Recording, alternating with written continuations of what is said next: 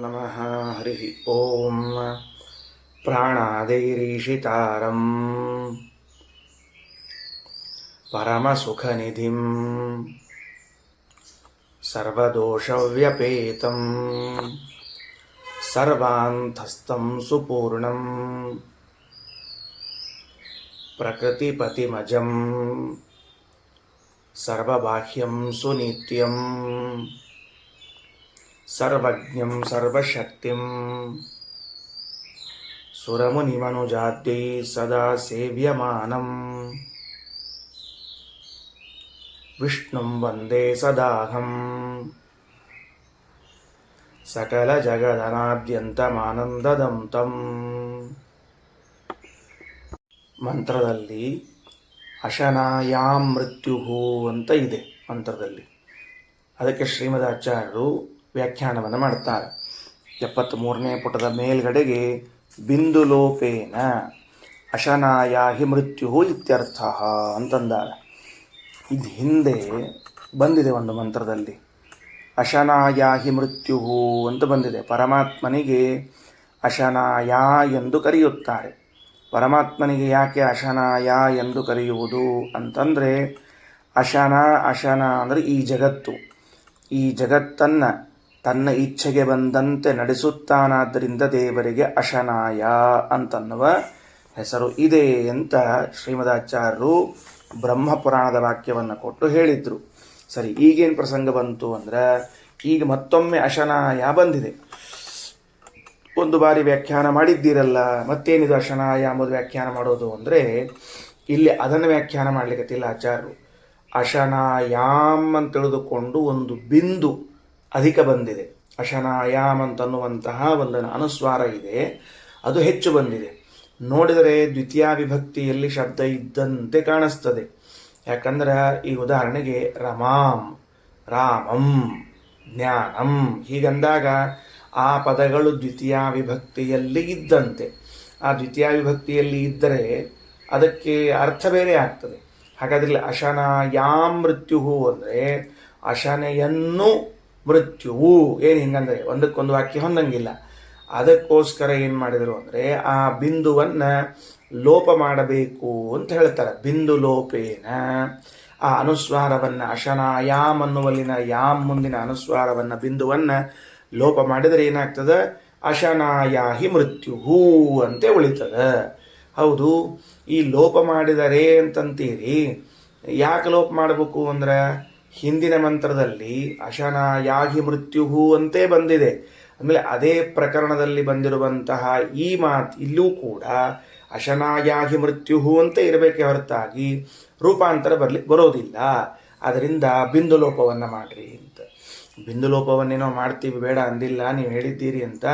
ಹಾಗೆ ಲೋಪವನ್ನೇ ಮಾಡಬೇಕಾಗಿದ್ರೆ ಬಿಂದುವನ್ನು ಕೊಟ್ಟದ್ದು ಯಾಕೆ? ವೇದಕ್ಕೆ ಲೋಪವನ್ನೇ ಮಾಡಬೇಕು ಅಂತಿದ್ರೆ ಕೊಡ್ಬೇಕು ಯಾಕೆ? ಯಾರೋ ಅಂದರು ಸಾಮಾನು ಕಳ್ಕೊಳ್ಳೋದೇ ಇದ್ರೆ ತರೋದು ಯಾಕೆ ಅಂತ ಕೇಳಿದ್ರು ಅವರು. ಸಾಮಾನು ತರೋದು ಯಾಕಪ್ಪ, ಇಟ್ಕೊಂಡಿರ್ಬೇಕು ಅಂತ. ಮತ್ತು ಕಳ್ಕೊಳ್ಬೇಕಾಗಿತ್ತಂತ ತರಬೇಕು ಯಾಕೆ ಅಂದರೆ ಅದಕ್ಕೇನು ಅರ್ಥ ಅಂದರೆ, ಅದಕ್ಕೆ ಆಚಾರ ಅಂತಾರೆ ಆಧಿಕ್ಯೆ ಅಧಿಕಂ ಇತಿ ಸೂತ್ರಾತ್. ಒಂದು ಸೂತ್ರ ಯಾವುದು? ಮಹಾವ್ಯಾಕರಣ ಸೂತ್ರ. ಅದೇನು ಹೇಳ್ತದೆ? ಆಧಿಕ್ಯೆ ಅಧಿಕಂ, ಅರ್ಥದಲ್ಲಿ ಹೆಚ್ಚಳವನ್ನು ಹೇಳಬೇಕಾಗಿದ್ರೆ, ಅರ್ಥದಲ್ಲಿ ಒಂದೇನೋ ಹೆಚ್ಚಿನ ಅಂಶವನ್ನು ಹೇಳಬೇಕಾಗಿತ್ತು ಅಂದರೆ ಶಬ್ದದಲ್ಲಿ ಆ ಹೆಚ್ಚಿನ ಅಂಶವನ್ನು ತೋರಿಸ್ಬೇಕಂತೆ. ಅದು ಒಂದು ನಿಯಮ. ಹೆಂಗೆ? ಈ ಉದಾಹರಣೆಗೆ ನಾವು ಆಸ್ತಿಕರು ಅಂತ ಕರಿತಿರ್ತೇವೆ, ಹೌದಾ? ಶಬ್ದವನ್ನು ಕೇಳಿಸ್ಕೊಳ್ರಿ. ಆಸ್ತಿಕರು ಅಂತ ಶಬ್ದ ಇದೆ ಅಂತ ಇಟ್ಕೊಳ್ರಿ. ನಾಸ್ತಿಕರು ಅಂದರೆ ದೇವರು, ಸ್ವರ್ಗ, ಪುಣ್ಯ ಪಾಪಗಳನ್ನು ಒಪ್ಪದೇ ಇದ್ದವರು. ಆಸ್ತಿಕರು ಅಂದರೆ ದೇವರು, ಸ್ವರ್ಗ, ಪುಣ್ಯ ಪಾಪಗಳನ್ನು ಒಪ್ಪುವರು ಅಂತ ಇಷ್ಟು ಅರ್ಥ ಇದೆ. ಈ ಅರ್ಥದಲ್ಲಿ ನಮಗೊಂದು ಆಧಿಕ್ಯ ಹೇಳಬೇಕಾಗಿದೆ ಅಂತ ಇಟ್ಕೊಳ್ರಿ, ಹೆಚ್ಚಿನ ಅಂಶವನ್ನು ಹೇಳಬೇಕಾಗಿದೆ. ಆಗೇನು ಮಾಡಬೇಕು? ಶಬ್ದದಲ್ಲಿ ಆಧಿಕ್ಯವನ್ನು ಹೇಳಬೇಕು. ಉದಾಹರಣೆಗೆ ಆಸ್ತಿಕರು ಅಂತ ನಾನು ಶಬ್ದ ಪ್ರಯೋಗ ಮಾಡ್ತೇನೆ ಅಲ್ರಿ. ಇರೋ ಶಬ್ದ ಆಸ್ತಿಕರು ಅಂತದ, ನೀವು ಆಸ್ತಿಕರು ಅಂತ ಯಾಕೆ ಪ್ರಯೋಗ ಮಾಡಿದಿರಿ ಅಂದರೆ ಆ ಶಬ್ದದಿಂದ ಬರುವ ಅರ್ಥ ಇದೆಯಲ್ಲ, ಅದರಲ್ಲಿ ಹೆಚ್ಚಿನ ಅಂಶ ತರಬೇಕಾಗ್ಯದ. ಯಾರ ಬಗ್ಗೆ ಹೇಳೋದು ಹಿಂಗ ಅಂದರೆ, ಪಾಂಡವರ ಬಗ್ಗೆ ಮಹಾಭಾರತದಲ್ಲಿ ಆಸ್ತಿಕರೂ ಪಾಂಡವರು ಅಂತ ಬಳಸ್ತಾರೆ ವೇದವ್ಯಾಸದೇವರು.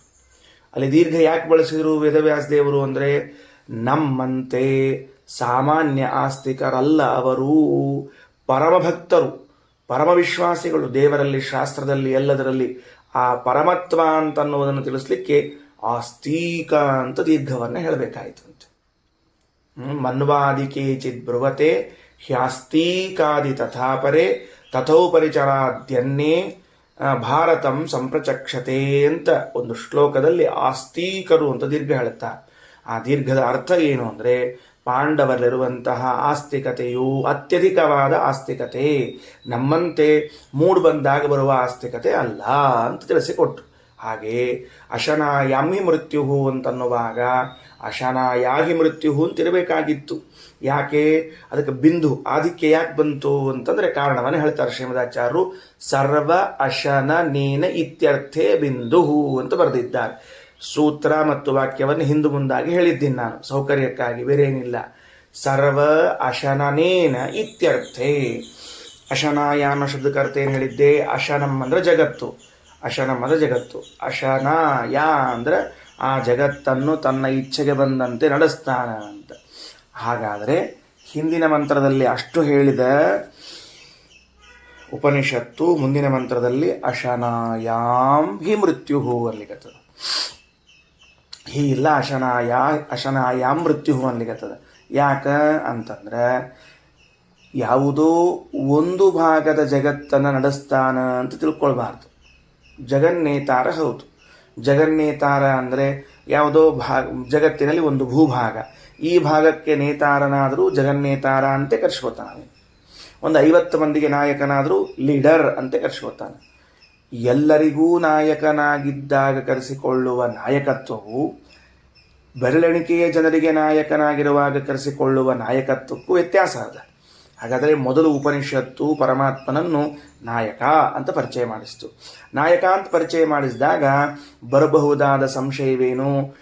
ಒಬ್ಬರಿಗೋ ಇಬ್ಬರಿಗೋ 4 ಮಂದಿಗೋ 8 ಮಂದಿಗೋ ಅಂದರೆ ಅಶನಾಯಾಮ್ ಮೃತ್ಯು ಸರ್ವರಿಗೂ ನಾಯಕನಾಗಿದ್ದಾನೆ ಅಂತ 2ನೇ ಮಂತ್ರದಲ್ಲಿ ಬಿಂದುವನ್ನು ಹೇಳಿ ಆಧಿಕ್ಯವನ್ನು ತೋರಿಸಿ ನಾಯಕ ಒಬ್ಬರಿಗೆ ಇಬ್ಬರಿಗೆ ಅಲ್ಲ ಸರ್ವರಿಗೂ ನಾಯಕ ಅಂತನ್ನುವ ಅರ್ಥವನ್ನು ತಿಳಿಸಿಕೊಡ್ತಾ ಇದೆ.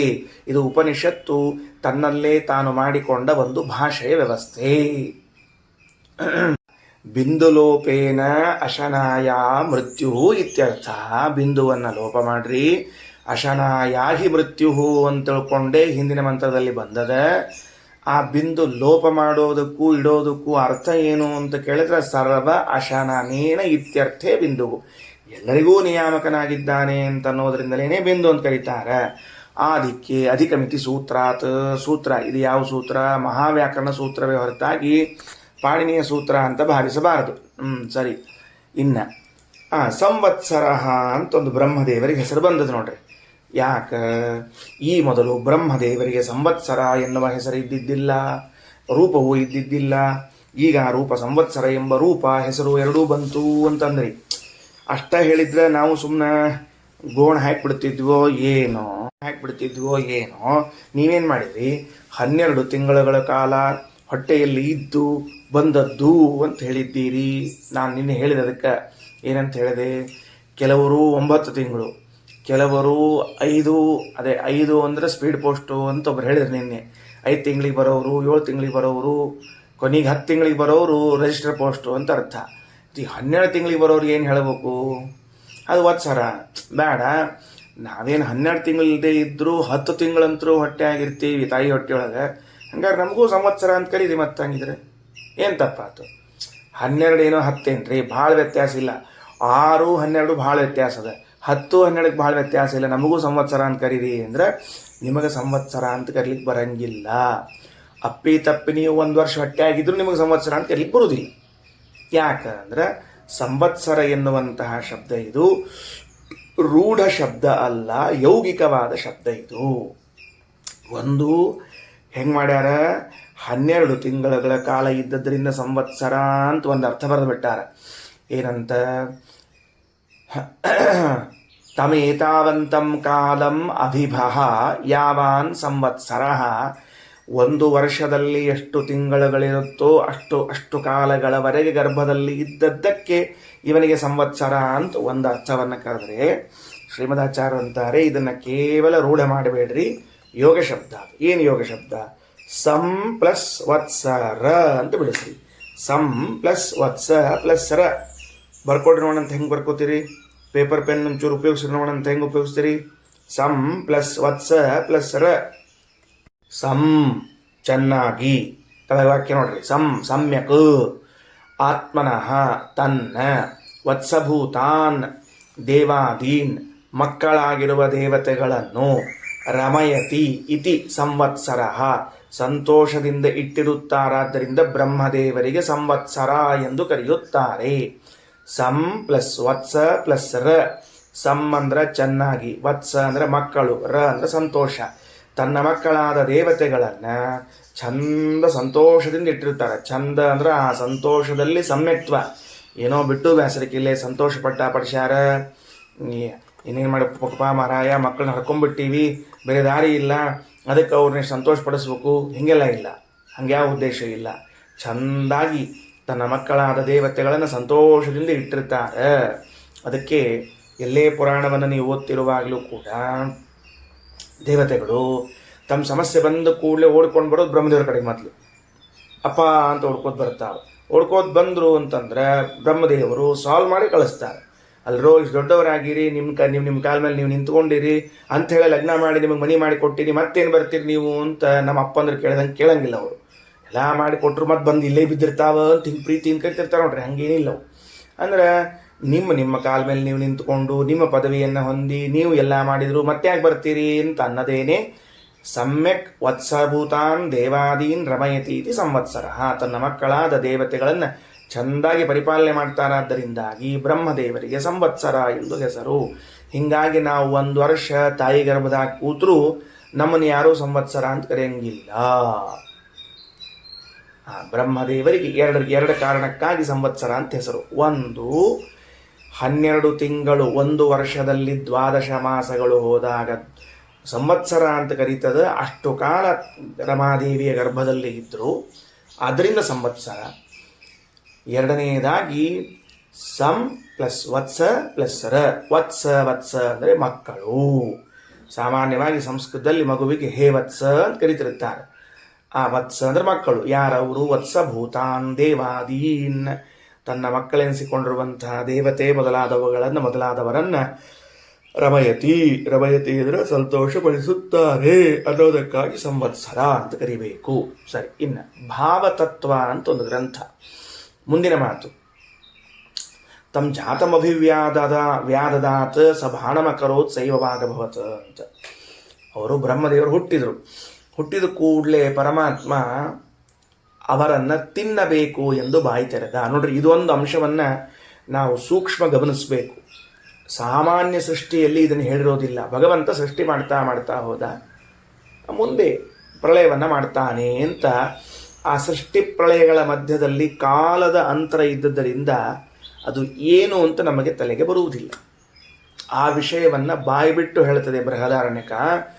ಚತುರ್ಮುಖನನ್ನು ಸೃಷ್ಟಿಸಿದ ಕೂಡಲೇ ಅವನನ್ನು ಸಂಹರಿಸಬೇಕು ಎಂದು ಬಾಯಿ ತೆರೆದುಬಿಟ್ಟು ಪರಮಾತ್ಮ. ಬಿಡ್ರಿ ಅವ್ರು ಸೃಷ್ಟಿ ಮಾಡ್ಯಾರ, ಸಂಹಾರ ಮಾಡ್ತಾನೆ ಅಷ್ಟೇ ಕೆಲಸ. ಬಿಡ್ರಿ ಬದುಕಲಿಕ್ಕೆ, ಅವೆಲ್ಲ ನೀ ಯಾರು ಕೇಳೋದು? ಸೃಷ್ಟಿ ಮಾಡಿದ್ದಾನೆ, ಸಂಹಾರ ಮಾಡಿಬಿಡ್ತಾನೆ ಅಷ್ಟೇ ಕೆಲಸ. ಪರಮಾತ್ಮನಲ್ಲಿ ಸೃಷ್ಟಿಕರ್ತೃತ್ವ ಸಂಹಾರ ಕರ್ತೃತ್ವಗಳನ್ನೆರಡನ್ನೂ ಪ್ರತ್ಯಕ್ಷೀಕರಿಸಿಕೊಂಡವರು ಚತುರ್ಮುಖನು. ಅಂತ ಬಾಯಿ ತೆರೆದ ಪರಮಾತ್ಮ. ಅಂತ ಬಾಯಿ ತೆಗೆದ ಕೂಡಲೇ ಬ್ರಹ್ಮದೇವರು ಭಯದಿಂದ ಶಬ್ದ ಮಾಡಿದರು. ಏನೋ ಶಬ್ದ ಮಾಡಲಿಲ್ಲ. ನಮ್ಮಲ್ಲಿ ಅಯ್ಯೋ ಅವ್ವ ಉಯ್ಮಾ ಅಂತ ಹಿಂಗೆ ಓದಿರ್ತಿರ್ತಾವ, ಹಂಗೆ ಓದಿರ್ಲಿಲ್ಲ ಅವರು. ಮತ್ತೇನು ಮಾಡಿದರು ಅಂದರೆ ಭಾಣ್ ಅಂತ ಶಬ್ದ ತೆಗೆದ್ರಂತ. ಇದೇ ದೇವತೆಗಳಿಗೂ ನಮಗೂ ವ್ಯತ್ಯಾಸ. ದೇವತೆಗಳು ತಮಗೆ ಭಯವಾದಾಗ, ಚತುರ್ಮುಖನಿಗೆ ಭಯ ಅನ್ನೋ ಶಬ್ದಕ್ಕೆ ವಿವರಣೆ ಮತ್ತೆಲ್ಲ ನೋಡಂತೆ. ಅವರಿಗೆ ಅಜ್ಞಾನಂತು ಚತುರ್ವಾರಂ ದ್ವಿವಾರಂ ಭಯಮೇವಚ ಶೋಕೋಪಿ ತಾವಾನ್ ಸ್ಯಾತ್. ಒಟ್ಟಾರೆ ಶ್ರೀಮದಾಚಾರ್ಯರು ಭಾಗವತದ ತಾತ್ಪರ್ಯದಲ್ಲಿ ಶಿಷ್ಟಸ್ಕಂದಲ್ಲಿ ಹೇಳುವಾಗ ಒಂದು ಮಾತಂತಾರೆ. ಇಡೀ ತಮ್ಮ ಜೀವನದೊಳಗೆ ಬ್ರಹ್ಮದೇವರು 8 ಸರ್ತಿ ಹೆದರ್ಕೊಂಡಾರ, 8 ಸರ್ತಿ ಅತ್ತಾರ, 8 ಸರ್ತಿ ಅಜ್ಞಾನಕ್ಕೊಳಗಾಗ್ಯಾರ ಅಂತ ಹೇಳ್ಯಾರ. ಅಜ್ಞಾನಂತೂ ಚತುರ್ವಾರ, ತಮ್ಮ ಇಡೀ ಜೀವನದೊಳಗೆ 4 ಸರ್ತಿ ಅಜ್ಞಾನ ಬಂದಂತ ಬ್ರಹ್ಮದೇವರಿಗೆ. ಅದು 4 ಸರ್ತಿ ಯಾಕೆ ಬಂದದಂತ ಮುಂದೆ ನೋಡಂತ. ದ್ವಿವಾರಂ ಭಯಮೇವಚ, 2 ಸರ್ತಿ ಭಯ ಆಗ್ಯದ ಅವರಿಗೆ. ದ್ವಿವಾರಂ ಶೋಕ, 2 ಬಾರಿ ದುಃಖಪಟ್ಟಾರ, ಮುಗಿದೋತು. 4 2 ಭಯ, 2 ಶೋಕ, 4 ಅಜ್ಞಾನ, 8 ಅವಸ್ಥೆಗಳು ಮುಗದೇ ಹೋಯ್ತು. ಎಷ್ಟೊತ್ತಿದ್ವು ಇವೆಲ್ಲ ದುಃಖ ಅಜ್ಞಾನ ಭಯ ಅಂತಂದ್ರೆ ಕ್ಷಣಾರ್ಧಗಾಹ, ಅರ್ಧ ಕ್ಷಣ ಮಾತ್ರ ಅವ ಅಂತ. ಎಷ್ಟವ? ಅರ್ಧಾಕ್ಷಣ. ಅರ್ಧಾಕ್ಷಣ ಅವ ಅಷ್ಟ ಅಲ್ಲ. ಮತ್ತಂಗ ಚತುರ್ಮುಖ ಬ್ರಹ್ಮದೇವರಲ್ಲಿ ದೋಷ ಇಲ್ಲ ಅಂತಂದಿದ್ರಿ, ಅದು ಅರ್ಧಾಕ್ಷಣ ಆದರೂ ಅಜ್ಞಾನ ದುಃಖ ಭಯ ಅದ ಅಂತಂದ್ರೆ ಏನರ್ಥ ಅಂತ ಕೇಳಿದ್ರೆ, ಪ್ರೀತಯೇ ಹರಿಪ್ರೀತಿಗಾಗಿ ಬಂದ ಭಯ ದುಃಖಾದಿಗಳು. ನೋಡ್ರಿ ವಿಚಿತ್ರ. ನಾವೆಲ್ಲ ಭಗವಂತ ಪ್ರೀತ ಆಗಲಿ ಅಂತ ತಿಳ್ಕೊಂಡು ಸೇವಾ ಶುಶ್ರೂಷೆಗಳನ್ನು ಮಾಡ್ಲಿಕ್ಕೆ ಹೋದ್ರೆ, ಬ್ರಹ್ಮದೇವರ ಅಜ್ಞಾನ ಭಯ ಶೋಕವನ್ನು ಯಾಕೆ ಬಂತು ಬ್ರಹ್ಮದೇವರ ಮನಸ್ಸಿನಲ್ಲಿ ಉಂಟಾಯಿತು ಅವರಿಗೆ ಅಂದ್ರೆ, ಭಗವತ್ ಪ್ರೀತಿಗಾಗಿ ಕ್ಷಣಾರ್ಧ ಕಾಲ ಇರ್ತದ. ಇದು ಬ್ರಹ್ಮದೇವರಿಗೂ ವಾಯುದೇವರಿರುವಂತಹದ್ದು. ಸರಿನಾ? ಇರ್ಲಿ. ಭಯದಿಂದ ಭಾಣ್ ಅಂತ ಕರೆದ್ರು. ಭಾಣ್ ಅಂತ ಕರೆದ್ರಲ್ಲ, ಆ ಶಬ್ದದ ಅರ್ಥ ಏನು, ಅದಕ್ಕೆ ಅಭಿಮಾನಿನಿಯಾಗಿ ಸರಸ್ವತಿ ಹುಟ್ಟಿದ್ಲು.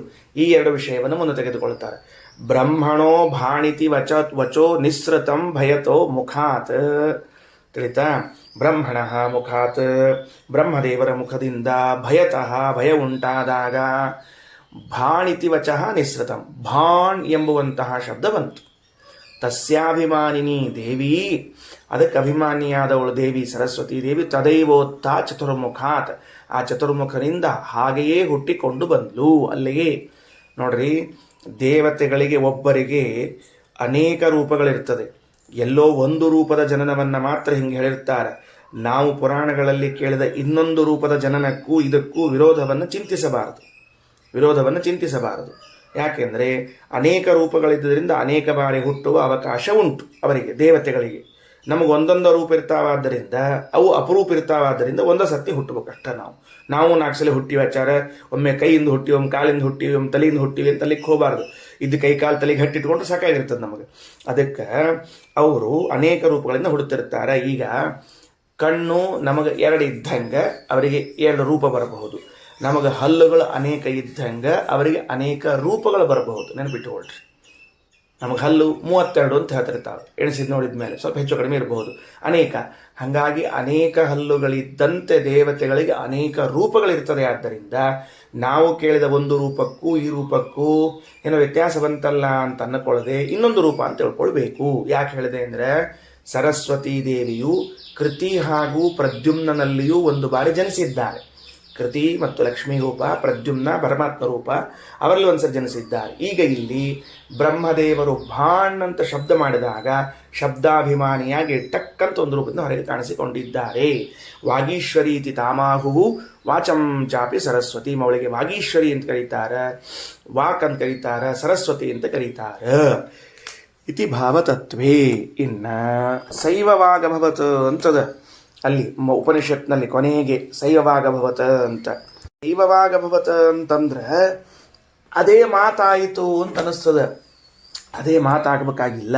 ಅಂದ್ರೆ ತದಭಿಮಾನಿತ್ವಾತ್ ಶೈವವಾಗಿ ಇತ್ಯುಚ್ಯತೆ. ಶಬ್ದ ಮಾಡಿದ್ನಲ್ಲ ಬ್ರಹ್ಮದೇವರು ಭಾಣ ಅಂತ, ಆ ಭಾಣ್ ಎಂಬ ಶಬ್ದಕ್ಕೆ ಅಭಿಮಾನಿಗಳಾದದ್ದರಿಂದ ಸರಸ್ವತಿಯನ್ನು ಅದೇ ಸರಸ್ವತಿ ಇದ್ದು ಕರೀತಿದ್ದಾರೆ ಹೊರತಾಗಿ ಅದುವೇ ಸರಸ್ವತಿ ಅಲ್ಲ. ಅಂದ್ರೆ ಶಬ್ದವೇ ಸರಸ್ವತಿ ಏನೋ ಅಂತ ಅಂದಂಗೆ ಕಾಣಿಸ್ತದ ಮೂಲಮಂತ್ರ ನೋಡಿದಾಗ. ಶಬ್ದವೇ ಸರಸ್ವತಿ ಹೆಂಗಾಗ್ತಾಳೆ? ಸರಸ್ವತಿ ದೇವಿಗೆ ಒಂದು ಶುದ್ಧವಾದ ದೇಹ ಅದ, ಶಬ್ದ ಬೇರೆ ಅದ. ಅಂದಮೇಲೆ ಆ ಶಬ್ದಕ್ಕೆ ಅಭಿಮಾನಿನಿಯಾದದ್ದರಿಂದ ಶಬ್ದವನ್ನೇ ಸರಸ್ವತಿ ಎಂಬುವಂತೆ ಮಾತನಾಡಿದ್ದಾರೆ. ಇಷ್ಟು ತಿಳ್ಕೋಬೇಕು. ಮತ್ತು ಭಾಣ್ ಅಂತ ಯಾಕೆ ಕರೆದ್ರು ಅಂತ ಪ್ರಶ್ನೆ. ಭಾಣ್ ಅಂತ ಯಾಕೆ ಅಲ್ರಿ? ಏನೋ ಒಂದು ಕರೆದಾರಪ್ಪ, ನೀವು ಯಾಕೆ ಅಷ್ಟು ಪರಿಯಿಂದ ಅದನ್ನೆಲ್ಲ ಮತ್ತು ತಲೆ ತಿಂದು ಬಿಡಿಸಿ ವಿವರಣೆ ಮಾಡ್ತೀರಿ ಅಂದರೆ, ಚತುರ್ಮುಖನಂಥ ವ್ಯಕ್ತಿಗಳು ಒಂದು ದಿವಸವೂ ವ್ಯರ್ಥವಾದ ಶಬ್ದವನ್ನು ಆಡುವರಲ್ಲ. ಮಹಾಭಾರತದ ಶ್ಲೋಕವೊಂದನ್ನು ಶ್ರೀಮದಾಚಾರ್ಯ ಹೇಳ್ತಾರೆ. ಏನದು ಅಂದರೆ, ಪ್ರಲಾಪಸ್ಯ ಚ ವರ್ಜನೆ. ವಾಯುದೇವರು, ಭೀಮಸೇನ್ ದೇವರು ಪ್ರಲಾಪ, ಹರಟಿ, ಹಾಳು ಹರಟಿ, ವ್ಯರ್ಥ ಮಾತು ಆಡಿದವರೇ ಅಲ್ಲ. ಇಡೀ ತಮ್ಮ ಜೀವನದುದ್ದಕ್ಕೂ ಮಹಾಭಾರತದಲ್ಲಿ ಅವರೇನು 106-107 ವರ್ಷ ಇದ್ದಾರೆ. ಅಷ್ಟು ವರ್ಷ ಇದ್ದರೂ ಒಂದು ದಿವಸ ವ್ಯರ್ಥ ಹರಟಿ ಹೊಡೆದಿಲ್ಲಂತ. ಆಶ್ಚರ್ಯ ಆಗ್ತದೆ. ಶ್ರೀಮದಾಚಾರ್ಯ ಆಗಿದ್ದಾಗ ಕೂಡ ಮಧ್ವ ವಿಜಯದಲ್ಲಿ ಎಲ್ಲೂ ನಾರಾಯಣ ಪಂಡಿತಾಚಾರ್ಯರು ಶ್ರೀಮದಾಚಾರ್ಯ ಹಾಳು ಹರಟಿ ಹೊಡೆದೊಂದು ಬರದೇ ಇಲ್ಲ. ಏನೋ ಖಾಲಿ ಕೂತಿರೋ ಒಂದು 4 ದಿವಸ ಹರಟಿ ಹೊಡ್ಕೂತ್ ಕೂತಿರೋ ಅಂತ ಇಲ್ಲವೇ ಇಲ್ಲ. ಎಲ್ಲಿ ಕೂತರು ಭಗವತ್ ಚರ್ಚೆಯನ್ನೇ ಮಾಡೋರು. ಹಾಗಿರುವಾಗ ಹುಟ್ಟಿ ಬಂದಾಗ ಒಂದು ಭಾಣ್ ಅಂತ ಶಬ್ದ ಮಾಡಿದರು ಅಂಥೇಳಿ ಅದೊಂದು ವ್ಯರ್ಥವಾದ ಶಬ್ದವೋ ಅಂದ್ರೆ ಶ್ರೀಮದಾಚಾರ್ಯ ಅಂತಾರ, ಭಾರೂಪೋ ನರೂಪಶ್ಚೈತಿ ಭಗವಾನ್ ಭಾಣ್. ಭಗವಂತನಿಗೆ ಭಾಣ್ ಅಂತ ಹೆಸರು. ತದ್ವ್ಯಂಜಕತ್ವಾತ್ ಭಣನಂ ವಾಕ್. ಮಾತು ಅಂಥ ಭಗವಂತನನ್ನು ತಿಳಿಸಿಕೊಡ್ತದಾದ್ದರಿಂದ ಮಾತಿಗೆ ವಾಕ್ ಅಂತ ಕರೀತಾರೆ. ಏನು ಭಾಣ್ ಅಂತಂದ್ರೆ ಭಾ ಅನ್ನೋ ಶಬ್ದಕ್ಕೆ ಪ್ರಕಾಶ ರೂಪ, ಣ ಅನ್ನೋ ಶಬ್ದಕ್ಕೆ ಸುಖ ರೂಪ. ಭಾಣ್ ಅಂದರೆ ಪ್ರಕಾಶ ಹಾಗೂ ಸುಖ ಸ್ವರೂಪನಾಗಿದ್ದಾನೆ. ಜ್ಞಾನ ಹಾಗೂ ಸುಖ ಸ್ವರೂಪ ಅಂತೆ ತಾತ್ಪರ್ಯ ನಮ್ದು ಕೊನೆಗೆ ಅಂತತೋಗತ್ವ. ಭಾದೀಪ್ತವು ಅಂತದ. ಅದಕ್ಕೆ ಭಾರೂಪೋ ನರೂಪಶ್ಚಯ ಭಗವಾನ್ ಭಾಣ್. ಇಂಥ ಭಗವಂತನನ್ನು ತಿಳಿಸಿಕೊಡ್ಲಿಕ್ಕೆ ಬಂದ ಶಬ್ದವು ಭಣನಂ. ಅದಕ್ಕೆ ಅರ್ಶ್ಕೋತದ ವಾಕ್ ಅಂತ ಕರೀತಾರ. ಒಂದು ಘಟ್ಟ ಮುಗೀತು. ಮತ್ತು ಮುಂದಿನ ಉಪನಿಷತ್ತು ಭಾಗ 5ನೇದ್ದು. ಸ ಐಕ್ಷತ. ಆ ಪರಮಾತ್ಮ ಆಲೋಚನೆ ಮಾಡಿದ್ದಂತೆ. ಯದಿಹವ ಇಮಂ ಅಭಿಮಂಸೆ ಕನೀಯೋ ಅನ್ನಂ ಕರಿಷ್ಯೆ ಇತಿ. ಅಲ್ಲ, ನಾನು ಇವನು ಒಬ್ಬನನ್ನು ತಿಂದು ಬಿಟ್ರೆ ನನ್ನ ಹೊಟ್ಟೆ ತುಂಬಬೇಕಲ್ಲ. ಯಾಕೆ? ಹೊಟ್ಟೆರ ಭಾಳ ದೊಡ್ಡದದ, ಅನ್ನರ ಸ್ವಲ್ಪದ. ಒಂದೇ ಒಂದು ತುತ್ತು ಹಾಕ್ಕೊಂಬಿಟ್ರೆ ಮುಗೀತು. ಹಾಗಾದರೆ ಪರಮಾತ್ಮ ವಿಚಾರ ಮಾಡಿದ. ಸೃಷ್ಟಿ ಮಾಡಿದ ಈ ಚತುರ್ಮುಖನನ್ನು ಈಗಿಂದೀಗ ತಿಂದುಬಿಟ್ರೆ ನನಗೆ ಸ್ವಲ್ಪವೇ ಅನ್ನ, ಅಗದಿ ಸ್ವಲ್ಪ ಅನ್ನ ಸಿಕ್ಕಂಗಾಗ್ತದೆ. ಅದಕ್ಕೆ ಹಿಂಗೆ ಆಗಬಾರ್ದು ಅಂತಿದ್ರೆ ಏನು ಮಾಡಬೇಕು? ಸ್ವಲ್ಪ ಅನ್ನ ತಿನ್ನಬಾರ್ದು ಅಂದ್ರೆ ಹೆಚ್ಚಿಗೆ ಅನ್ನ ಮಾಡ್ಕೋಬೇಕು. ಹೆಚ್ಚಿಗೆ ಅನ್ನ ಮಾಡ್ಕೋಬೇಕು ಅಂದ್ರೆ ಏನು ಮಾಡಬೇಕು? ಈ ಬ್ರಹ್ಮದೇವರನ್ನು ಬದುಕಲು ಬಿಡಬೇಕು. ಹೌದು, ಈ ಬ್ರಹ್ಮದೇವರನ್ನ ಬದುಕಲಿಕ್ಕೆ ಬಿಟ್ಟರೆ ಏನು ಮಾಡ್ತಾರವರು ಅಂದ್ರೆ ನನಗೋಸ್ಕರ ಅತ್ಯಧಿಕವಾದ ಅನ್ನವನ್ನು ಸೃಷ್ಟಿ ಮಾಡುತ್ತಾರೆ. ಮುಂದೆ ಬ್ರಹ್ಮದೇವರು ಏನೇನು ಜಗತ್ತನ್ನು ಸೃಷ್ಟಿ ಮಾಡ್ಕೋತ ಬಂದಾರ ನೋಡ್ರಿ. ಇದೆಲ್ಲವೂ ಏನು ಉದ್ದೇಶದಿಂದ ಮಾಡಿದ್ದಾರೆ ಅಂದರೆ ಭಗವಂತನಿಗೆ ಅನ್ನ, ಭಗವಂತನಿಗೆ ಅನ್ನ, ಭಗವಂತನಿಗೆ ಅನ್ನ ಅನ್ನೋ ಉದ್ದೇಶದಿಂದಲೇ ಮಾಡಿದ್ದಾರೆ. ಸರಿ ಆಯ್ತಾ? ಈಗ ನೋಡ್ರಿ, ನಾನು ಹಿಂದಕ್ಕೆ ಒಂದು ಮಾತು ಹೇಳಿದ್ದೆ. ಏನಂತ? ಭಗವಂತ ಸರ್ವಭೋಕ್ತ, ಎಲ್ಲವನ್ನ ತಿಂತಾನ. ಎಲ್ಲವನ್ನ ತಿಂತಾನ ಅಂತಂದ್ರೇನು? ಈ ಜಗತ್ನಲ್ಲಿದ್ದ ಎಲ್ಲ ಪದಾರ್ಥಗಳು ಭಗವಂತನಿಗೆ ಭೋಗ್ಯ ವಸ್ತುಗಳೇ ಆಗಿವೆ. ನನ್ನನ್ನು ಸೃಷ್ಟಿ ಮಾಡಬೇಕಾದಾಗಲೂ ಬ್ರಹ್ಮದೇವರು ಇವನು ಭಗವಂತನಿಗೆ ಭೋಗ್ಯ ವಸ್ತು ಅಂತೆ ಸೃಷ್ಟಿ ಮಾಡಿರ್ತಾನೆ. ನಿಮ್ಮನ್ನು ಸೃಷ್ಟಿ ಮಾಡುವಾಗ, ಈ ಜಗತ್ನಲ್ಲಿದ್ದವನು ಸೃಷ್ಟಿ ಮಾಡುವಾಗ, ಯಾರ್ಯಾರನ್ನು ಸೃಷ್ಟಿ ಮಾಡಿದರೂ ಬ್ರಹ್ಮದೇವರ ಸಂಕಲ್ಪ ಏನು ಅಂದರೆ ಸರ್ವವೂ ಭಗವಂತನಿಗೆ ಭೋಗ್ಯ, ತಿಂದಾಕ್ತಾನ ಅಂತೆ ಸಂಕಲ್ಪ. ಅಂದ್ರೆ ಈಗ ನಾವು ಜಗತ್ತನ್ನು ಭಗವಂತನ ವಿಷಯದಲ್ಲಿ ಹೀಗೆ ತಿಳ್ಕೊಳ್ಬೇಕು ಅಂದರೆ ಭಗವಂತನಿಗೆ ಈ ಜಗತ್ತು ಅಧೀನವಾಗಿದೆ. ಭಗವಂತನು ಈ ಜಗತ್ತಿಗೆ ಸ್ವಾಮಿಯಾಗಿದ್ದಾನೆ. ಭಗವಂತನು ಈ ಜಗತ್ತಿಗೆ ಸ್ವಾಮಿಯಾಗಿದ್ದಾನೆ ಎನ್ನುವುದು ಪ್ರತಿ ಬಾರಿ ತಿಳಿದುಕೊಳ್ಳುವ ಅಂಶದ ಜೊತೆಗೆ ಭಗವಂತನು ಈ ಜಗತ್ತಿನ ಭೋಕ್ತಾರನೂ ಆಗಿದ್ದಾನೆ. ಈ ಜಗತ್ತು ಭಗವಂತನಿಗೆ ಭೋಗ್ಯ ವಸ್ತುವೂ ಹೌದು, ಭೋಜ್ಯವೂ ಹೌದು. ತಿಂದು ಹಾಕಿಬಿಡುತ್ತಾನೆ. ಎಷ್ಟು ದೊಡ್ಡ ವ್ಯಕ್ತಿತ್ವ ದೇವರದ್ದು. ಯಾಕೆ ತಿಂತಾನ, ಏನು ಮಾಡ್ತಾನ, ಅದೆಲ್ಲ ಬೇಕಲ್ಲ ಮತ್ತೆ. ಅದನ್ನೆಲ್ಲ ಹೇಳ್ತಾ ಹೋಗ್ತಾರೆ. ಸ ಐಕ್ಷತ. ಆ ಪರಮಾತ್ಮನು ಆಲೋಚನೆ ಮಾಡಿದ. ಏನಂತ ಆಲೋಚನೆ ಮಾಡಿದ? ಯದಿಹವ ಇಮಂ ಅಭಿಮಂಸೆ ಕನೀಯೋ ಅನ್ನಂ ಕರಿಷ್ಯೆ. ಈ ಒಬ್ಬನನ್ನು ನಾನು ತಿಂದುಬಿಟ್ರೆ ಸ್ವಲ್ಪೇ ಅನ್ನ ತಿಂದಂಗಾಗ್ತದೆ. ಆದ್ದರಿಂದ ವಿಚಾರ ಮಾಡಿ ಸಹ ಆ ಮೃತ್ಯುನಾಮಕನಾದ ಪರಮಾತ್ಮನು ಸ ತಯಾವಾಚ ತೇನ ಆತ್ಮನ, ಆ ಹಿಂದೆ ಬಂದಿರುವಂತಹ ಸರಸ್ವತೀ ದೇವಿಯು, ವಾಚಾನ ಶಬ್ದಕ್ಕೆ ವಾಕ್ ಶಬ್ದಕ್ಕೆ ಯಾರು ತಗೊಂಡಿವಿ? ಈಗ ಸರಸ್ವತಿ ತಗೊಂಡಿವಿ. ಆ ಸರಸ್ವತೀ ದೇವಿಯು ತೇನ ಆತ್ಮನ, ಆ ತೇನ ಆತ್ಮನ ಅಂದರೆ ಹಿಂದೆ ಬಂದಿರುವಂತಹ ಚತುರ್ಮುಖ ಬ್ರಹ್ಮ, ಆ ಚತುರ್ಮುಖ ಬ್ರಹ್ಮನಿಂದ ಇದಂ ಸರ್ವಮಸೃಜತ್, ಈ ಸಂಪೂರ್ಣವಾದ ಜಗತ್ತನ್ನು ಸೃಷ್ಟಿಸಿದ. ಅಂದರೆ ಪರಮಾತ್ಮನು ಅವರಿಗೆ ಪ್ರೇರಿಸಿ ಅವರಿಬ್ಬರಿಂದ ಸಂಪೂರ್ಣವಾದ ಜಗತ್ತನ್ನು ಸೃಷ್ಟಿ ಮಾಡಿಸಿದ. ಸರಿ, ಹಾಗಾದರೆ ಏನಾಯ್ತು? ಈಗ ಪರಮಾತ್ಮನು ಪ್ರಳಯ ಕಾಲದಲ್ಲಿ ತಾನೊಬ್ಬನೇ ಇದ್ದ. ಎಲ್ಲರೂ ಇದ್ರೂ ಕೂಡ ಯಾರು ತಮ್ಮ ಕಾರ್ಯವನ್ನು ಮಾಡ್ತಿರ್ಲಿಲ್ಲ, ಆದ್ದರಿಂದ ಅಸ್ವತಂತ್ರರಾದ್ದರಿಂದ ಇದ್ದಿದ್ದಿಲ್ಲ ಅನ್ನೋ ಶಬ್ದದಿಂದ ಕರೆಸಿಕೊಂಡ್ರು. ತಾನೇ ಅವರೆಲ್ಲರ ಮೇಲೆ ಆವರಕನಾಗಿದ್ದಾನೆ. ಅಂತಹ ಮೃತ್ಯುನಾಮಕನಾದ ಪರಮಾತ್ಮ ಮೊಟ್ಟ ಮೊದಲಿಗೆ ಬ್ರಹ್ಮಾಂಡವನ್ನು ಸೃಷ್ಟಿ ಮಾಡಿ ತನ್ನ ಪೂಜೆಯನ್ನು ಮಾಡುತ್ತಾ ನೀರು ಸೃಷ್ಟಿ ಮಾಡಿದ. ಆ ನೀರಿನ ಜೊತೆಗೆ ತನ್ನ ವೀರ್ಯವನ್ನು ಸೇರಿಸಿ ಬ್ರಹ್ಮಾಂಡವನ್ನು ಮಾಡಿದ. ಬ್ರಹ್ಮಾಂಡದ ಒಳಗಡೆಗೆ ಶ್ವೇತದ್ವೀಪವನ್ನು ಮಾಡಿಕೊಂಡು ಮುಕ್ತನಾದ ಶೇಷನ ಮೇಲೆ ಮಲಗಿ ಅಲ್ಲಿಂದ ವಾಯುದೇವರೆಂಬ ಪ್ರಥಮ ಪುತ್ರನನ್ನು, ಚತುರ್ಮುಖನೆಂಬ ದ್ವಿತೀಯ ಪುತ್ರನನ್ನು ಸೃಷ್ಟಿ ಮಾಡ್ತಾ ಇದ್ದಾರೆ. ಆ ವಾಯುದೇವರಿಗೆ ಆ ಕ್ಷಣಕ್ಕೇನೆ ಕೂರ್ಮ ರೂಪ ಬಂದು ಈ ಬ್ರಹ್ಮಾಂಡವನ್ನು ಧರಿಸುವಂತಹ ವ್ಯವಸ್ಥೆ ಬಂತು. ಚತುರ್ಮುಖ ಹುಟ್ಟಿ ಬಂದಾಗ ಆ ಚತುರ್ಮುಖನನ್ನು ತಿನ್ನಬೇಕು ಎಂದು ಹೊರಟರೆ ಭಾಂಡ್ ಎಂಬ ಶಬ್ದವನ್ನು ಮಾಡಿದರು. ಚತುರ್ಮುಖರು ಭಗವಂತನ ಜ್ಞಾನಾನಂದ ಗುಣಗಳ ಚಿಂತನೆಯನ್ನು ಮಾಡುತ್ತಾರೆ. ಚಿಂತಿಸಿದ್ದಕ್ಕಾಗಿ ಬದುಕಿದರು.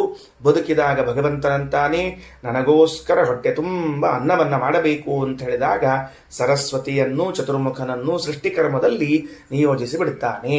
ಬ್ರಹ್ಮದೇವರು ಪರಮಾತ್ಮನ ಪ್ರೇರಣೆಯಂತೆ ಸಂಪೂರ್ಣವಾದ ಜಗತ್ತನ್ನು ಸೃಷ್ಟಿ ಮಾಡ್ತಾ ಹೊರಡ್ತಾನ.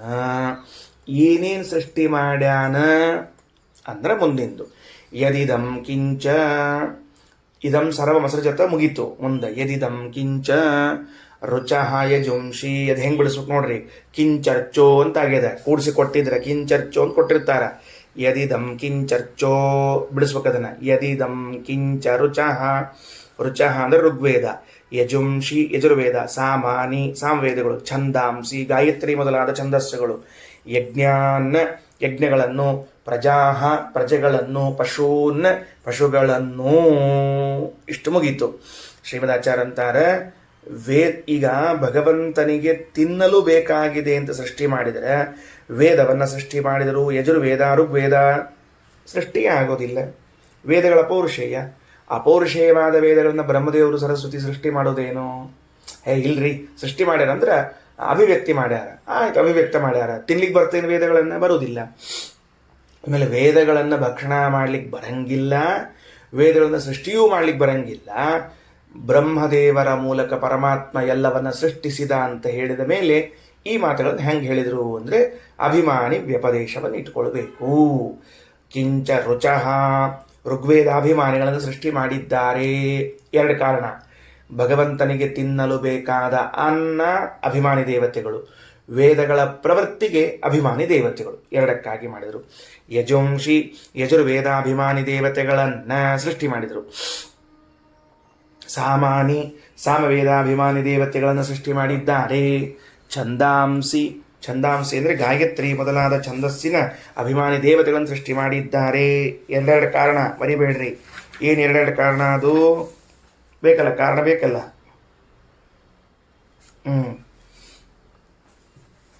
ಏನು ಎರಡೆರಡು ಅಂದ್ರೆ ಒಂದು ಆಯಾ ವಸ್ತುಗಳ ಪ್ರವೃತ್ತಿಗೆ ಕಾರಣ, ಪ್ರವೃತ್ತಿಗೆ ಪ್ರೇರಕನಾದವರು. ಎರಡನೇದ್ದು ಭಗವಂತನಿಗೆ ಅನ್ನರಾದವರು. ಯಜ್ಞಗಳನ್ನು ಸೃಷ್ಟಿ ಮಾಡಿದರು ಬ್ರಹ್ಮದೇವರು. ಪ್ರಜಾಹ ಪಶೂನ್ನ ಮುಗೀತು. ಇವರೆಲ್ಲ ಪ್ರಜಪಶುಗಳಾಯಿತು.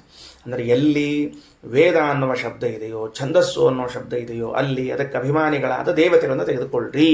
ಇನ್ನು ಮುಂದೆ ಸಹ ಯತ್ ಯತ್ ಏವ ಅಸೃಜತ್, ಭಗವಂತನು ಚತುರ್ಮುಖನು, ಸಹ ಶಬ್ದದಿಂದ ಚತುರ್ಮುಖ, ಚತುರ್ಮುಖನು ಯಾವುದನ್ನು ಸೃಷ್ಟಿ ಮಾಡಿದನೋ ತತ್ತತ್ ಅತ್ತುಂ ಅಧ್ರಿಯತ್, ಅದನ್ನು ತಿನ್ನಬೇಕೆಂದು ಮನಸ್ಸು ಮಾಡಿದ. ಯಾರು? ಪರಮಾತ್ಮ. ಸರ್ವಂ ಬರೇ ಮನಸ್ಸು ಮಾಡಲಿಲ್ಲ, ಆದಚ್ಚ ತಿಂದನೂ ಕೂಡ. ಸರ್ವಂ ವಾ ಅತ್ತೀತಿ, ಎಲ್ಲವನ್ನ ತಿಂದು ಹಾಕ್ತಾನೆ. ತತ್ ಆದ್ದರಿಂದ ಅದಿತೇಹಿ ಅದಿತಿತ್ವಂ, ಅದಿತಿ ಶಬ್ದವಾಚ್ಯತ್ವ ಬಂತು. ಸರ್ವಸ್ಯೈತಸ್ಯ ಅತ್ತಾ ಭವತಿ, ಇವೆಲ್ಲವನ್ನ ತಿನ್ನುತ್ತಾನೆ. ಅತ್ತೀತಿ ಅದಿತಿ. ನೋಡ್ರಿ, ಈ ಸಂದರ್ಭದಲ್ಲಿ ಭಗವಂತನೇ ಒಂದು ಶಬ್ದ ಸಮನ್ವಯ ಮಾಡಿ ತೋರಿಸ್ತು. ಯಾವುದದು? ವೇದ, ಉಪನಿಷತ್ತು. ಏನಂತ ಸಮನ್ವಯ ಮಾಡಿ ತೋರಿಸ್ತು? ಅತ್ತೀತಿ ಅದಿತಿಹಿ, ಎಲ್ಲವನ್ನ ತಿನ್ನುತ್ತಾನಾದ್ದರಿಂದ ದೇವರಿಗೆ ಅದಿತಿಹಿ ಅಂತ ಕರೀತಾರ.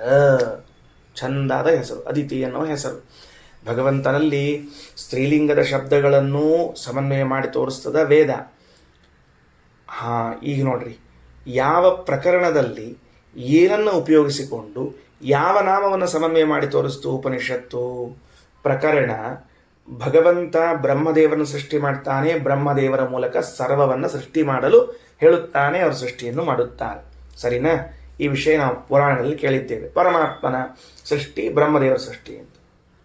ಇದೇ ಪ್ರಸಂಗವನ್ನ ವೇದವು ನಮ್ಮ ಮುಂದೆ ಪ್ರೆಸೆಂಟ್ ಮಾಡುವಾಗ ಹೆಂಗೆ ಪ್ರೆಸೆಂಟ್ ಮಾಡ್ಲಿಕ್ಕೆ ಅಂದ್ರೆ, ಪರಮಾತ್ಮನು ಅವನಲ್ಲಿ ಸಂಹಾರ ಕರ್ತೃತ್ವ ಅದ. ಮತ್ತು ಪರಮಾತ್ಮ ಮುಂದೆ ಪ್ರಳಯ ಕಾಲ ಬಂದಾಗ ಎಲ್ಲವನ್ನ ಸಂಹಾರ ಮಾಡಿಯೇ ಮಾಡ್ತಾನೆ, ಇಲ್ಲ ಅಂತಲ್ಲ. ಸಂಹಾರ ಕರ್ತೃತ್ವ ಪರಮಾತ್ಮನಲ್ಲಿ ಉಂಟು, ಸೃಷ್ಟಿಕರ್ತೃತ್ವವು ಪರಮಾತ್ಮನಲ್ಲಿ ಉಂಟು. ಆದರೆ ಆ ಸೃಷ್ಟಿ ಸಂಹಾರ ಕರ್ತೃತ್ವವನ್ನು ಪರಮಾತ್ಮನಲ್ಲಿ ಒಂದು ವಿಷಯದ ಮೂಲಕ ಪ್ರೆಸೆಂಟ್ ಮಾಡಿ ಆ ಮೂಲಕವಾಗಿ ಭಗವಂತನಿಗೆ ಅದಿತಿ ಶಬ್ದ ಸಮನ್ವಯವನ್ನು ಮಾಡಿ ತೋರಿಸ್ತಾ ಇದ್ದಾರೆ. ಹೆಂಗೆ ಮಾಡಿದರು? ಬ್ರಹ್ಮದೇವರನ್ನು ಸೃಷ್ಟಿ ಮಾಡಿದ ಪರಮಾತ್ಮ ತಿನ್ನಬೇಕು ಅಂತ ಹೊರಟ, ಅಂದರೆ ಸಂಹಾರ ಕರ್ತೃತ್ವ ಲಕ್ಷಣ ಪರಮಾತ್ಮನಲ್ಲಿ ಉಂಟು. ತಿನ್ನಬೇಕು ಅಂತ ಹೊರಟ, ಆಗ ಅವರು ಹೆದರಿಕೊಂಡು ಶಬ್ದ ಮಾಡಿದರು, ಬಿಡು ಇನ್ನಿಷ್ಟು ಅನ್ನವನ್ನು ಉಂಟು ಮಾಡಲಿ ಅಂತ ಬಿಟ್ಟರು. ಅನ್ನವನ್ನು ಉಂಟು ಮಾಡಿದರು. ಎಲ್ಲವನ್ನ ಉಂಟು ಮಾಡಿದಾಗ ಪರಮಾತ್ಮ ಎಲ್ಲವನ್ನ ತಿಂದ. ಅತ್ತೀತಿ ಅದಿತಿ. ಈ ಪ್ರಸಂಗವನ್ನು ಉಪಯೋಗಿಸಿಕೊಂಡ ವೇದ ಅದಿತಿ ಶಬ್ದವನ್ನು ಸಮನ್ವಯ ಮಾಡಿ ತೋರಿಸ್ಬಿಡ್ತು. ಯಾರಲ್ಲಿ? ಪರಮಾತ್ಮನಲ್ಲಿ ಸಮನ್ವಯ ಮಾಡಿಬಿಡ್ತು. ಸ ಐಕ್ಷತ ಯದಿ ಹವಾ ಇಮಮಭಿವಂಸೆ ಕನೀಯೋ ಅನ್ನಂ ಕರಿಷ್ಯೇತಿ ಸ ತಥಾ ಸತ್ಸತಯಾ ವಾಚಾ ತೇನ ಆತ್ಮನ ಇದಂ ಸರ್ವಮಸೃಜತ ಯದಿದಂ ಕಿಂಚ ರುಚಃ ಯಜುಂಷಿ ಸಾಮಾನಿ ಛಂದಾಂಸಿ ಯಜ್ಞಾನ್ ಪ್ರಜಾಃ ಪಶೂನ್ ಸ ಯದ್ದದೇವ ಅಸೃಜತ ತತ್ತತ ಅತ್ತುಮಧ್ರೀಯತ ಸರ್ವಂ ವಾ ಅತ್ತಿ ಇತಿ. ಎಲ್ಲವನ್ನ ತಿಂತಾನಾದ್ದರಿಂದ ಅದಿತೇಹಿ ಅದಿತಿತ್ವಂ. ಅದಿತಿ ಅಂತ ಯಾಕೆ ಕರಿಬೇಕು? ಅದಿತಿ ಶಬ್ದ ಪ್ರವೃತ್ತಿ ನಿಮಿತ್ತ ಯಾವುದು ಅಂದರೆ ಸರ್ವಭಕ್ಷಣ. ಸರ್ವಸ್ಯೈತಸ್ಯ ಅತ್ತಾ ಭವತಿ, ಎಲ್ಲವನ್ನ ತಿನ್ನುತ್ತಾನೆ.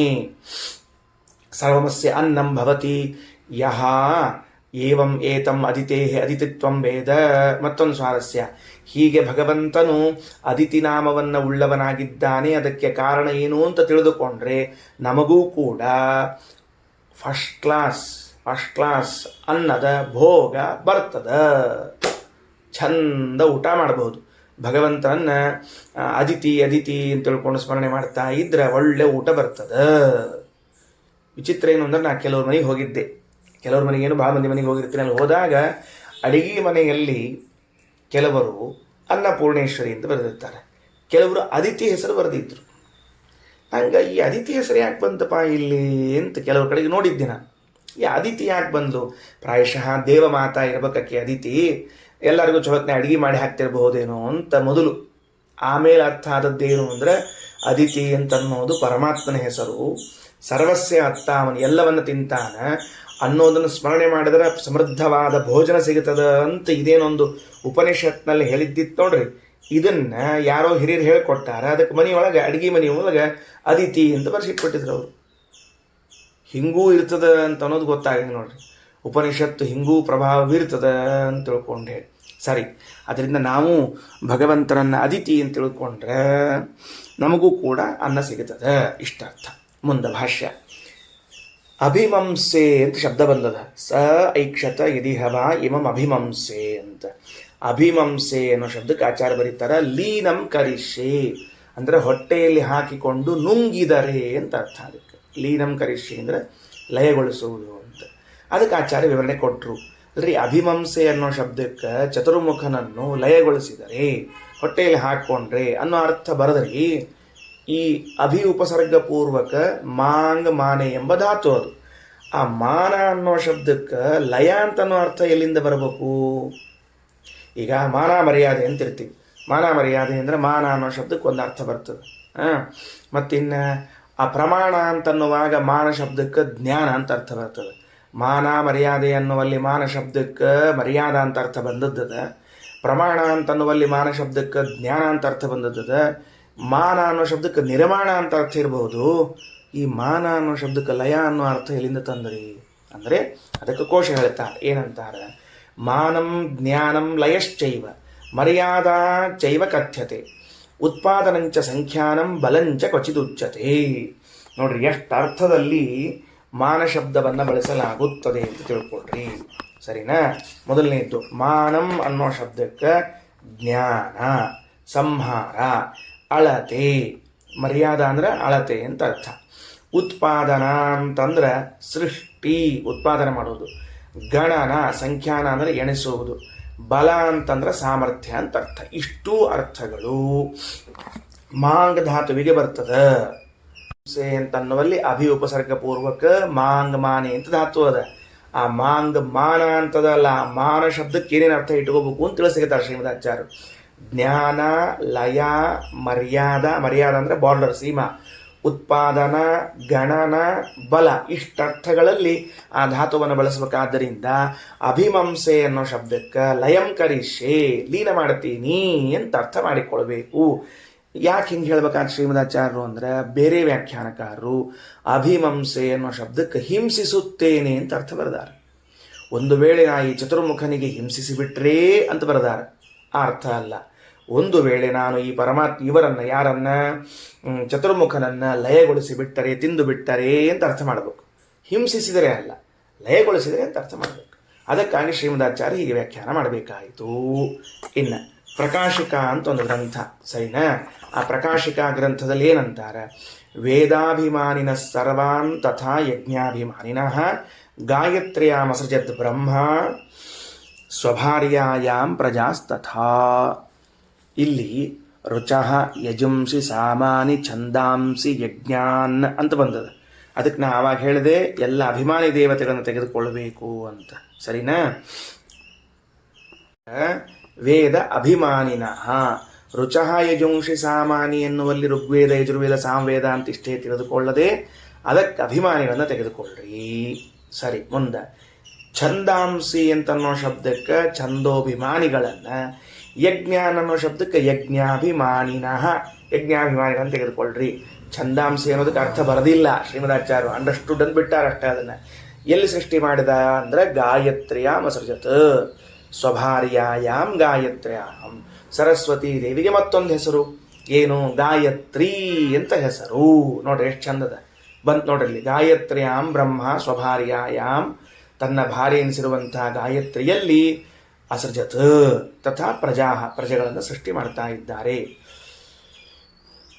ಒಂದು ನೋಡ್ರಿ, ಗಾಯತ್ರ್ಯಾಂ ಅಸೃಜತ್ ಬ್ರಹ್ಮ ಸ್ವಭಾರ್ಯಾಯಾಂ ಪ್ರಜಾಸ್ತಥಾ ಇತಿ ಪ್ರಕಾಶಿಕಾಯಾಂ. ಯದ್ಯದ್ ಬ್ರಹ್ಮ ಅಸೃಜತ್ ಪೂರ್ವಂ ತತ್ತದತ್ತಿ ಜನಾರ್ದನಃ.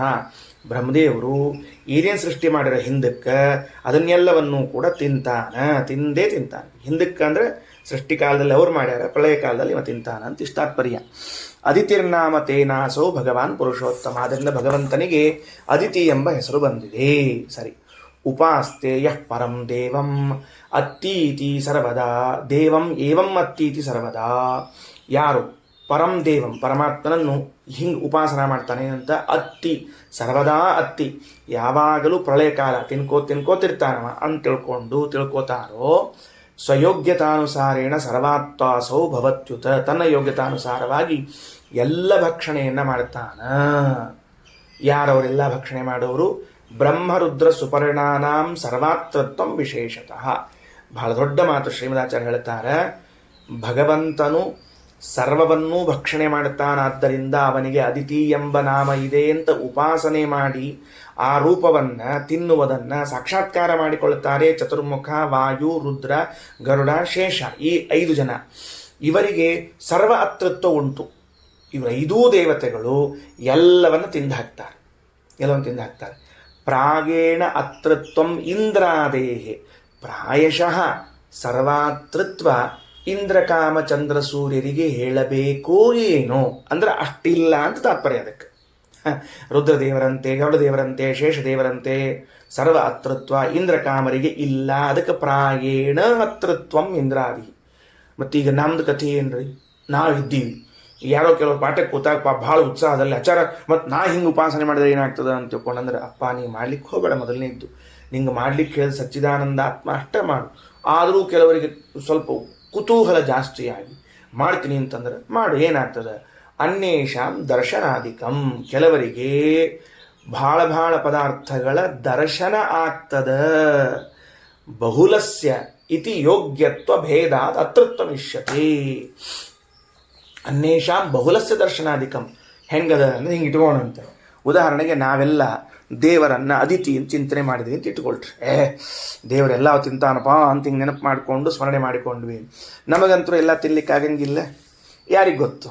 ನಮಗೆ ಗೊತ್ತಿಲ್ಲಪ್ಪ. ಯಾರ್ಯಾರು ಎಷ್ಟೆಷ್ಟು ತಿಂತಾರದು ನಮಗೆ ಗೊತ್ತಿಲ್ಲ. ತಿನ್ಲಿಕ್ಕೆ ಆಗಂಗಿಲ್ಲ ಅಂದ್ರೆ ಹಂಗಲ್ಲ. ನೀನು ಯೋಗ್ಯತಾ ಎಷ್ಟದ ಅಷ್ಟ ನೀ ತಿಂತಿ. ಮತ್ತು ಭಗವಂತನ ನಾಮಸ್ಮರಣೆ ಮಾಡಿದ್ದಕ್ಕೆ ಅದಿತಿ ಅಂತ ತಿಳ್ಕೊಂಡು ಚಿಂತನೆ ಮಾಡಿದ್ದಕ್ಕೆ ಏನರೊಂದು ಫಲ ಬರಬೇಕಲ್ಲ ಅಂತಂದ್ರೆ ಅದಕ್ಕೆ ಏನು ಫಲ ಅಂತಂದ್ರೆ ಬಹಳ ಭಕ್ಷ್ಯ ಮಾಡು ಅಂದ್ರೆ ತಿನ್ನುವ ಪದಾರ್ಥಗಳ ದರ್ಶನವಾಗುತ್ತದೆ. ಇದೇ ಫಲ ಅವರಿಗೆ. ಯೋಗ್ಯತಾ ಎಲ್ಲ ತಿನ್ನೋದು. ಅದಕ್ಕೆ ಸ್ಮರಣೆ ಮಾಡಿದ್ದೀ ಫಲ ಕೊಡದೆ ಇರ್ಲಿಕ್ಕೆ ಬರಂಗಿಲ್ಲ, ಕೊಟ್ರೆ ತಿನ್ಲಿಕ್ಕೆ ಬರಂಗಿಲ್ಲ. ಅದಕ್ಕೆ ದೇವ್ರ ಮಧ್ಯದೊಂದು ಹಾದಿ ತೆಗೆದ. ಏನು ಹಾದಿ ತೆಗೆದ ಅಂದರೆ ಆ ಎಲ್ಲ ಪದಾರ್ಥಗಳ ದರ್ಶನ. ಈಗ ನೋಡ್ರಿ, ಆರಾಧನೆ, ಸ್ವಾಮಿಗಳು ಬಂದಿರ್ತಾರೆ, ಪೂಜೆ ಆಗಿರ್ತದೆ. ಸುಮ್ಮನೆ ಅಲ್ಲಿ ಹಿಂಗೆ ಹೋಗೋ ಕಾಲಕ್ಕೆ ಅಡುಗೆ ಮನೆಯಾಗ ಹಣಿಕೆ ಹಾಕಿರ್ತೀವಿ. ನೋಡಿದ್ರೆ ರಾಶಿ ರಾಶಿ ಪದಾರ್ಥಗಳು, ಏನು ಅನ್ನ, ಏನು ಹುಳಿ, ಏನು ಹೋಳಿಗೆ, ಏನು ಆ ಜಿಲೇಬಿಗಳು ಎಲ್ಲ ಹಾಕಿಬಿಟ್ಟಿರ್ತಾರೆ ಹಿಂಗೆ ರಾಶಿ ರಾಶಿ. ನೋಡಿ ಅಗಾಧ ಬಾಬಾ ಏನಿದೆಲ್ಲರ ಅಂತ ಅಂತೀವಲ್ಲ. ಇದು ಎದರ ಫಲ ಅಂದ್ರೆ ಅದಿತಿ ಅಂತ ಸ್ಮರಣೆ ಮಾಡಿದ್ದರ ಫಲ ಅಷ್ಟೇ. ಭಗವಂತ ಭಕ್ಷಕ ಅಂತ ಚಿಂತನೆ ಮಾಡಿದ್ದರ ಫಲ ಇದು. ಅಷ್ಟೂ ಪದಾರ್ಥ ನೀ ನೋಡ್ತಿ, ಸಂತೋಷ ಪಡ್ತಿ, ಎಲ್ಲರಿಗೂ ಊಟಕ್ಕೆ ಬೇಕು ಅಂತ ಚಿಂತನೆ ಮಾಡ್ತಿ. ನೀ ತಿನ್ನೋದು ಒಂದೇ ಒಂದು ಜಿಲೇಬಿ. ನಮಗೆ ಒಂದೇ ಒಂದು ಪದಾರ್ಥ ಸಿಕ್ಕರು ಉಳಿದದ್ದೆಲ್ಲವೂ ಕೂಡ ಏನಾಗಿದೆ, ದರ್ಶನಕ್ಕೆ ಸಿಗ್ತದಲ್ಲ. ಹಾಗಾದರೆ ಅಷ್ಟು ಪದಾರ್ಥಗಳನ್ನು ನೋಡಿದಾಗಲೂ ಆನಂದವಾಗುತ್ತದೆ. ಈ ಆನಂದ ಕೊಟ್ಟ ಪರಮಾತ್ಮ. ಸರಿನಾ? ಬಹುಲಸ್ಯ ಇತಿ ಯೋಗ್ಯತ್ವ ಭೇದಾತ್ ಅತೃತ್ವಮಿಷ್ಯತೆ ಇತಿ ಮನ್ಯ ಸಂಹಿತಾಯಾಮ್. ಹೌದು.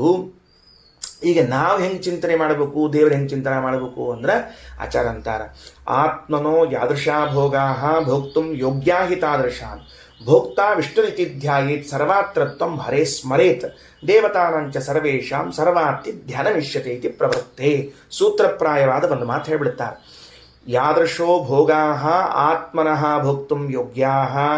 ನಾನು ಏನೇನು ಪದಾರ್ಥವನ್ನು ಎಷ್ಟು ಅಳತೆಯಲ್ಲಿ ತಿನ್ನುತ್ತೇನೋ ಅಷ್ಟನ್ನು ಮಾತ್ರ ಭಗವಂತನಲ್ಲಿ ಇಷ್ಟು ಪದಾರ್ಥಗಳ ಭೋಕ್ತಾ ಅಂತ ತಿಳ್ಕೋ. ಎಲ್ಲ ಅಲ್ಲ. ನೀ ಒಟ್ಟ ಜೀವನದೊಳಗೆ ಏನೇನೋ ಹೊಸ ಹೊಸ ಪದಾರ್ಥ ತಿಂದಿ ಅಂತ ಇಟ್ಕೋ. ಇಲ್ಲಿ ಉತ್ತರ ಭಾರತದಲ್ಲಿ ಸಿಗಲಿಲ್ಲ, ದಕ್ಷಿಣ ಭಾರತ ಸಿಕ್ಕದ, ಪೂರ್ವ ಭಾರತದಲ್ಲಿ ಸಿಕ್ಕಿಲ್ಲ, ಪಶ್ಚಿಮ ಭಾರತದಲ್ಲಿ ಸಿಕ್ಕದ, ಎಲ್ಲೋ ನೀ ಹೋದಾಗ ಏನೋ ಒಂದು ಪದಾರ್ಥವನ್ನು ತಿಂದಿದ್ದೀಯಲ್ಲ, ಅದೆಲ್ಲ ಯಾದೃಶೋ ಭೋಗಾ ಆತ್ಮನೋ ಭೋಕ್ತುಂ ಯೋಗ್ಯಾ. ನನಗೆ ಭೋಗಿಸಲು ಯೋಗ್ಯವಾದ ಪದಾರ್ಥಗಳು ಯಾವುದದನೋ ತಾದೃಶಾನ್ ಭೋಕ್ತಾ ವಿಷ್ಣು. ಅಂಥ ಪದಾರ್ಥಗಳನ್ನು ಮಾತ್ರ ಭಗವಂತ ತಿಂತಾನ ಅಂತಿಟ್ಕೋ. ಸರ್ವಾತೃತ್ವಂ ಹರೇ ಸ್ಮರೇತ್. ಇದು ಭೋಗ ಮಾಡ್ತಾನ, ಎಲ್ಲವನ್ನ ತಿಂತಾನಂತ ಸ್ಮರಣೆ ಮಾತ್ರ. ಇದು ಧ್ಯಾನ, ಅದು ಸ್ಮರಣೆ. ದೇವರೆಲ್ಲ ತಿಂತಾನಪ್ಪ, ಆದರೆ ನನ್ನ ಯೋಗ್ಯತೆ ಏನದಲ್ಲ ಅದನ್ನು ಭೋಗ ಮಾಡಿಬಿಡ್ತಾನ, ಇಷ್ಟ ಅನ್ಕೋ. ದೇವತಾನಾಂ ಸರ್ವೇಷಾಂ, ಎಲ್ಲ ದೇವತೆಗಳಿಗೇನದ ಸರ್ವಾತಿ ಧ್ಯಾನ ಮಿಷ್ಯತೆ, ಎಲ್ಲವನ್ನ ತಿನ್ನಬೇಕು ಅನ್ನುವಂಥ ವ್ಯವಸ್ಥೆ ಇದೆ. ಯಾಕೆ? ಎಲ್ಲದಕ್ಕೂ ಸಮರ್ಥರಿದ್ದಾರೆ ಅಂತ ತಿಳ್ಕೊಳ್ರಿ. ತಾದೃಶಾನ್ ಭೋಕ್ತಾ ವಿಷ್ಣುರಿತಿ ಧ್ಯಾಯೇತ್ ಸರ್ವಾತ್ರತ್ವಂ ಹರೇಃ ಸ್ಮರೇತ್. ಸ್ಮರಣೆ ಬೇರೆ, ಧ್ಯಾನ ಬೇರೆ. ನಾನು ತಿನ್ನುವ ಪದಾರ್ಥಗಳೇನೇನಿವೆಯೋ ಅವುಗಳನ್ನೆಲ್ಲವನ್ನ ಪರಮಾತ್ಮ ತಿಂತಾನ ಅಂದ್ರೆ ನನ್ನ ಯೋಗ್ಯತಾನುಸಾರವಾಗಿ ಭಕ್ಷ್ಯಗಳೇನಿವೆಯೋ ಅದು ಭಗವಂತನಿಗೆ ನಿವೇದನ. ಅಷ್ಟು ಭೋಕ್ತೃತ್ವನೇ. ಉಳಿದದ್ದನ್ನು ಸ್ಮರಣ, ಸರ್ವಾತೃತ್ವ ಸ್ಮರಣೆ ಮಾಡಬೇಕು. ದೇವತೆಗಳು ಮಾತ್ರ ಎಲ್ಲವನ್ನ ಮಾಡ್ತಾರ, ಎಲ್ಲ ಧ್ಯಾನವನ್ನ ಮಾಡಿ ಎಲ್ಲವನ್ನ ತಿಂತಾರ ಅಂತ ತಿಳಿಸಿದ್ದಾರೆ. ಶ್ರೀಕೃಷ್ಣಾರ್ಪಣಮಸ್ತು.